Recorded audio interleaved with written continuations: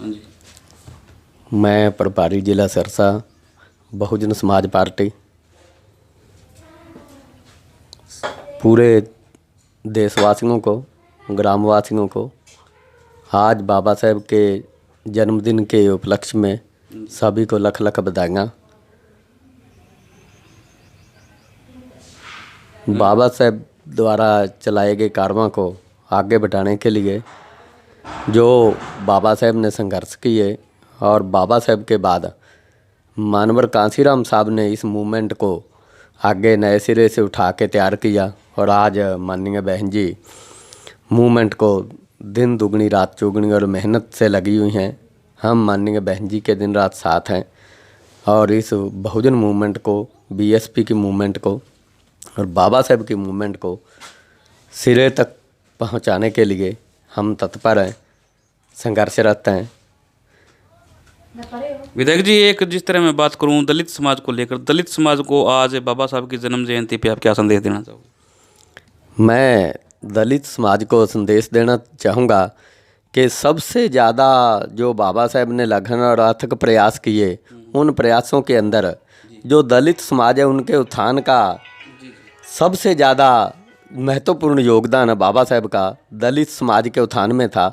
और आज हम पूरे देश में जानते हैं कि यदि पार्लियामेंट के अंदर रिजर्वेशन है तो वो बाबा साहेब का सबसे बड़ा प्रयास था कि इस जो दलित समाज है इसको आरक्षण मिले और जो हक हकूक़ हैं, दलित समाज की जो शिक्षा है, चिकित्सा है, हर मामले के अंदर बाबा साहेब ने परिपूर्ण होकर सबसे पहले पार्लियामेंट के अंदर रिजर्वेशन करवाया।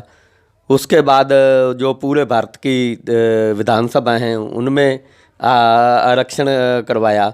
तो सबसे ज़्यादा अहम भूमिका बाबा साहेब की जो दलित समाज के उत्थान के लिए है और दलित समाज को आज यहाँ खड़ा है, यहाँ करने में पूरे वर्ल्ड के अंदर यदि किसी विशेष व्यक्ति का योगदान है तो वो बाबा साहेब डॉक्टर भीमराव अम्बेडकर का है।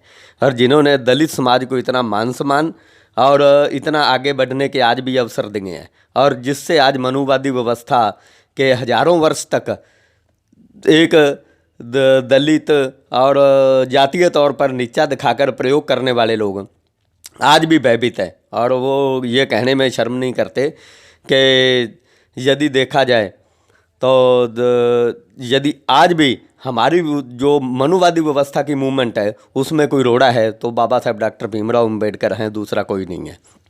तो दलित समाज के उत्थान के लिए सबसे ज़्यादा जो है वो बाबा साहेब ने योगदान दिया। हर जगह उनको आत्मसम्मान, राजनीतिक रूप से, शैक्षणिक रूप से हर जगह बाबा साहेब ने उनको उनका मतलब कि आगे बढ़ाया। तो मैं चाहूँगा कि ये दलित समाज को तो सबसे आगे आकर सबसे पहले जो है बाबा साहेब की मूवमेंट के साथ जुड़ के भारत में यदि कोई सरकार बनाने का प्रावधान है तो उसके अंदर सबसे ज़्यादा योगदान दलित समाज का होना चाहिए। बाबा साहेब ने बैकवर्ड समाज के लिए भी बहुत कुछ किया है। यदि अनुच्छेद 340 की बात करें तो वो बाबा साहेब की देन थी। उसी के अनुरूप आज यदि पूरे भारत के अंदर बैकवर्ड क्लास का कोई आरक्षण मिला है तो वो भी बाबा साहेब की देन है।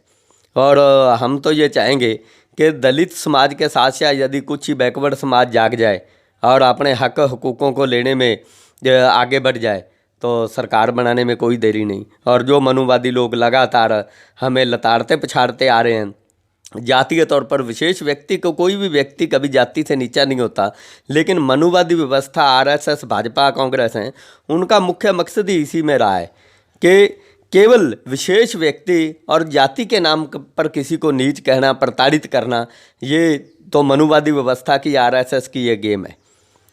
विधायक जी, जिस तरह मैं बात करूं कृषि बिलों को लेकर, तो किस नज़रिए से देखते हो? मैं कृषि बिलों को भी इसी नज़रिए से ही देखता हूँ। यदि ये एक आरएसएस की मेहरबानी है, देखा जाए कृषि बिल हैं जो वो उन्होंने बिल बनाए हैं, जो तीनों काले कानून बनाए हैं, वो कानून इसी तरह हैं कि जो छोटा किसान है, छोटे किसान को समाप्त करके कुछ पूंजीवादी लोगों के हाथ में ये पूरी की पूरी ज़मीन दे दी जाए। जैसा कि मनुवादी व्यवस्था के अंदर मनुवादी लोगों के हाथ में लगातार पिछले 10,000 साल तक भूमि रही है।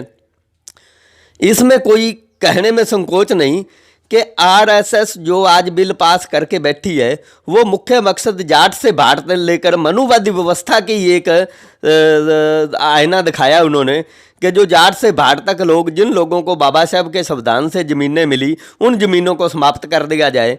लेकिन हमारा समाज अभी इस बात को, बैकवर्ड शेड्यूल कास्ट है या जाट से भाट तक के लोग हैं, जातिवादी लोग इस बात को अभी समझ नहीं पाए। उनका प्रोग्राम वही मनुवादी व्यवस्था का है कि कुछ चंद लोगों के पास, मैं ये नहीं कहता जो ब्राह्मण बनिया ठाकुर हैं पूरे नहीं, उनमें भी करोड़ों बेचारे गरीब हैं, उनको भी लताड़ा पिछाड़ा गया है, लेकिन उनके अंदर कुछ वो हैं जो चाहते हैं कि ये केवल हमारे पास ही जो है ज़मीन जायदाद रहे, जाट से भाट तक को तो बिल्कुल ही समाप्त कर दिया जाए।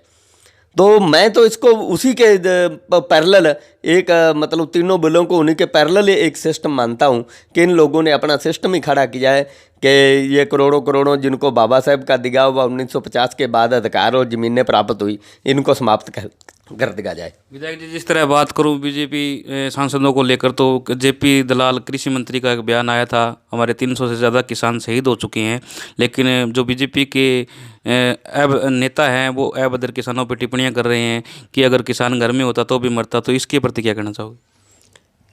देखो, मनुवादी लोग तो हमारा जो समाज है कितना भी मर रहा है, ये तो मारने के लिए तत्पर है।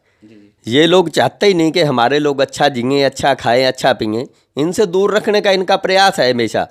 और यदि आज जो किसान है वो संघर्ष पर तैयार है, ये हम जानते हैं कि वो अंदर भावना और दिल की भावना से संघर्ष पर है। उसको पता है कि हजारों वर्षों से खोई हुई ये प्रॉपर्टी जायदाद हमें मालिक बनाया है बाबा साहब ने, और इसको ये समाप्त करना चाहते हैं।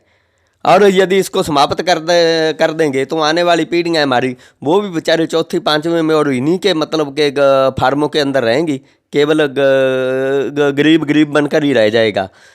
तो किसान तो जो लगा है अपने मतलब बिल्कुल सही लगा है, लेकिन ये जो मनुवादी लोग हैं इनका तो मकसद ही केवल मजाक करना और बकवास करना है।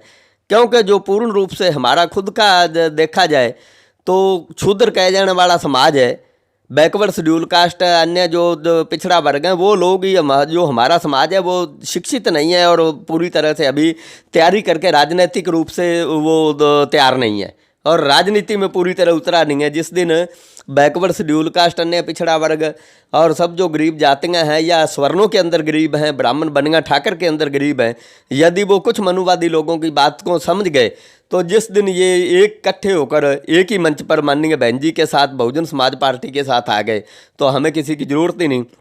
ये अपने आप ही संचालन भी एक नंबर हो जाएगा और किसी प्रकार की ज़मीन प्रॉपर्टी के साथ ये किसान बिलों को लेकर कोई छेड़छाड़ भी नहीं होगी। तो बहुत बहुत धन्यवाद जी। तो चैनल को ज़्यादा से ज़्यादा सब्सक्राइब कीजिए, लाइक कीजिए, कमेंट कीजिए। अगर वीडियो में कोई कमी नज़र आती है तो प्लीज़ कमेंट कीजिए ताकि हम वीडियो को और अच्छा कर सकें। बहुत बहुत धन्यवाद।